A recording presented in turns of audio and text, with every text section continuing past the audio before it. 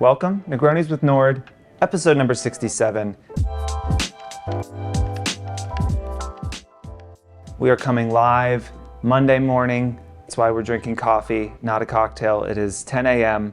I actually was supposed to film this on Wednesday or Thursday, and we had all the cameras set up. I was mic'd up. I sat here, I looked at this sheet of paper for 15 minutes and was like, I just can't do this. I can't bring the appropriate energy to this. I think it's an important lesson that we have to keep learning, is that you owe it to your audience to bring the kind of energy, commitment, and passion to the content that you're creating. And if you're not feeling it, your audience is going to be able to tell. The content is going to suck. You're going to erode trust, even just a little bit, right? But that's that little bit of trust you can't get back. Maybe two people stop caring about your content. Maybe you get more unfollows than you usually do when you post, and they're gone forever. And so I think it's important to remember that, like, in this world, creating content, it is very much a marathon, especially if you're doing this every day. You might be doing it for decades. If you wake up and you're not feeling it, just take the day off. There's like no harm in that. It is absolutely better to do that than to go through the motions and put something out that you are not proud of. A couple quick things. What's going on in the world?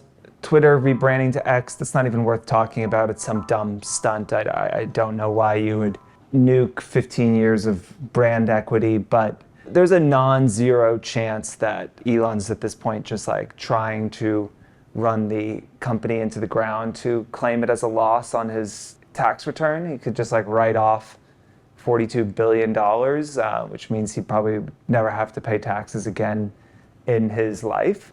Who knows? There's a huge contingent of the country that loves Elon and worships him. And if the Tesla stock is any indication, that's really his great product, is not the car, but the stock.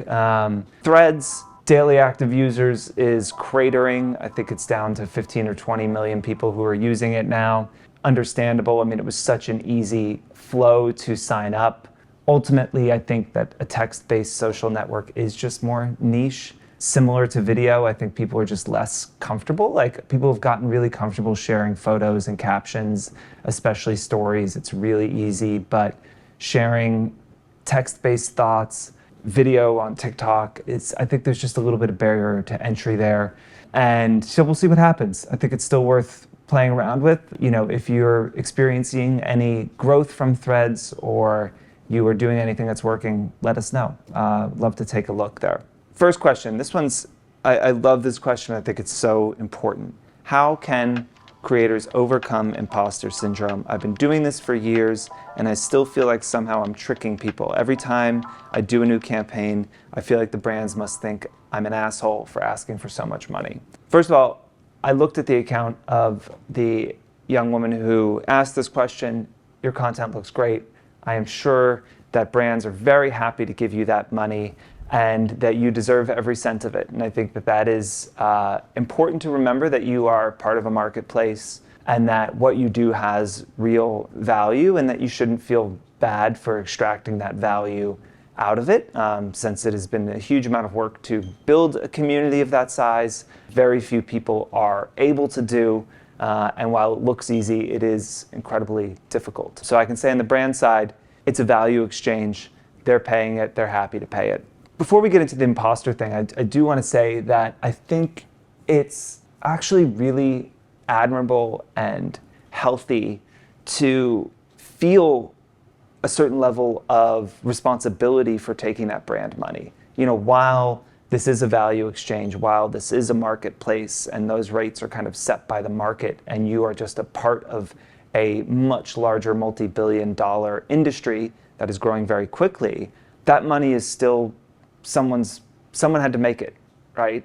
They are spending it with you. And I think that taking ownership over that, taking responsibility for that, and feeling the weight of that responsibility is really important. I think when you become an asshole is when you feel entitled to the money, when you feel like you no longer have to put any effort in, when you feel like your brand partners are annoying gnats that kind of like fund your lifestyle, but that you don't pay any respect to. Feeling like an asshole for taking the money, feeling that weight of responsibility is actually a breath of fresh air, and is a really positive thing. We have these core values, and one of the values is ownership. One of the subpoints of that is that, we expect our team to treat our clients' money as if it's their own, to treat that money with respect, and to do everything that we can to bring as much value as possible to the brands for the money that they are spending.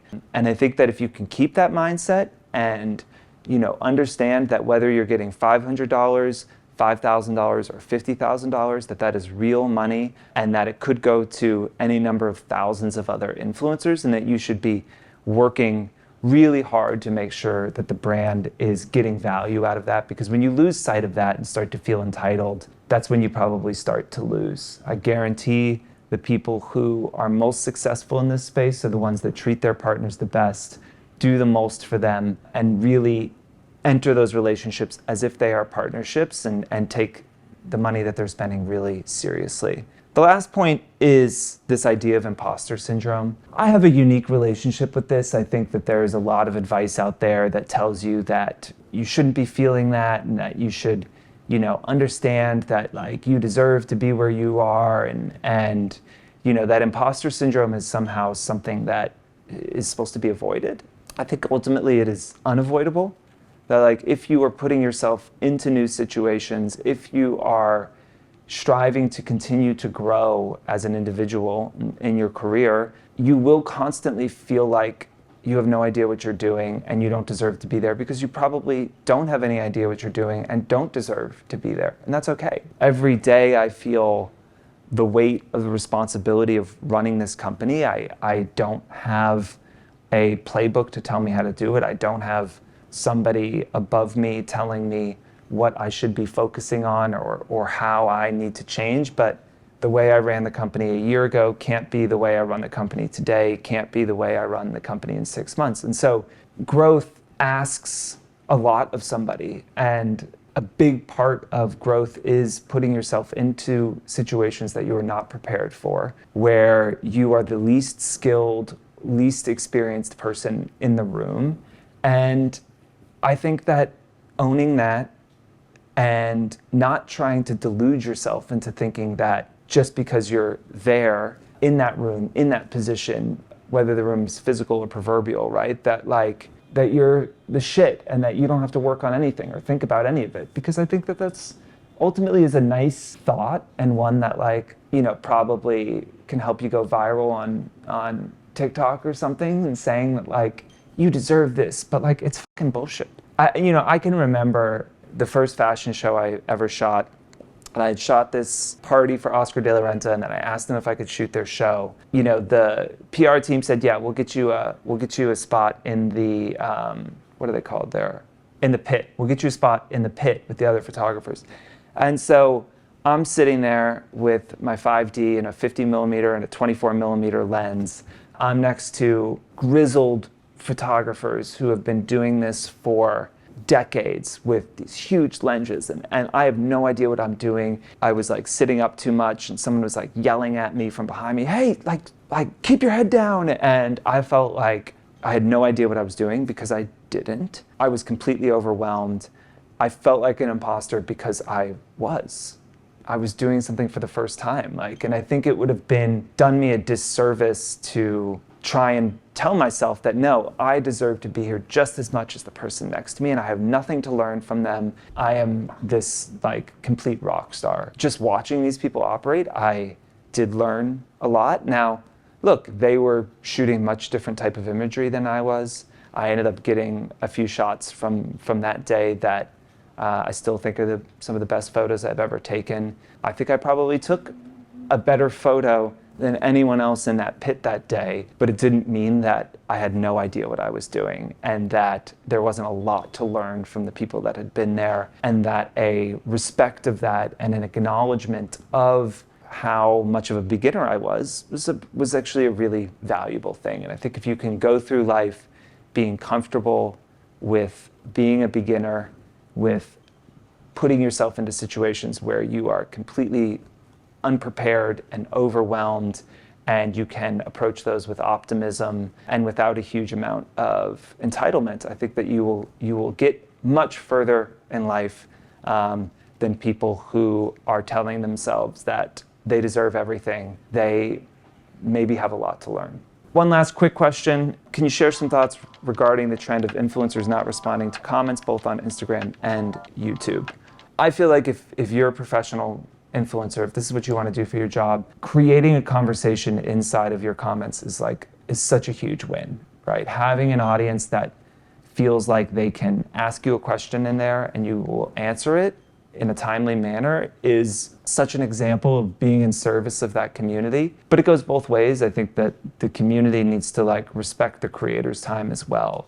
I know a lot of influencers who are really frustrated when they put in their stories links to the products that they're wearing, and then people ask what the brand is. Or they ask what the brand is when it's tagged in the photo, right? And so there's again, this level of I'm not even going to click to see if the brands are tagged, which I think can be really frustrating for creators. If they've answered the same questions over and over and over again, that can be really frustrating. I know it's overwhelming. I think there's some creators who are I answer every single email, I answer every DM, and there's some who probably are a bit more aloof and feel like you are watching me and you're watching my life, and I don't have any I don't feel any need to interact with you. I think the best communities have that interaction. I think we also have to be honest about how far that can scale, right? It's one thing to do that at 100,000 followers, it's another to do it at 500,000. If you're getting 300 DMs a day, that can be pretty difficult to manage. So I would say, have some understanding and some grace with those influencers. Make sure we're not asking questions that are being asked all the time or that have been already answered in those comments. But for influencers, it's a good reminder again that you're not owed a following, you're not owed anybody's attention. You should be fighting every day for it. It does make people feel small if they leave a comment, ask a question, and you don't respond. That's a risk that you take, and you can only make someone feel ignored and small so many times before they start to resent you or stop paying attention, and then you've started to lose that audience and thus your ability to make money off of it. So it's a dangerous thing, but I think as a creator, you got to find the balance that makes sense for you of what you can and can't handle. I think you can also be open with your audience about that and try and set some ground rules. This is how I want to be able to interact with y'all. This is how I'm going to do it. If it's overwhelming and you get too big, start the paid tier where they can pay a couple bucks a month or something, and you'll respond to the DMs and you'll help them out more. Maybe that's a way for you to offset that. It's a personal thing that you have to decide, but I do think you should intentionally decide what you can support, how you're going to do that, and try and hold yourself to that. I think it's a big part of the job, and one that probably gets neglected, especially as your following grows and you're going to events and you're traveling and you feel like you don't want to be spending your life in your phone, but ultimately that's a big part of where the job is. So I'd love to hear thoughts on what you all do, how you manage that, any tips. We can share those in a future episode.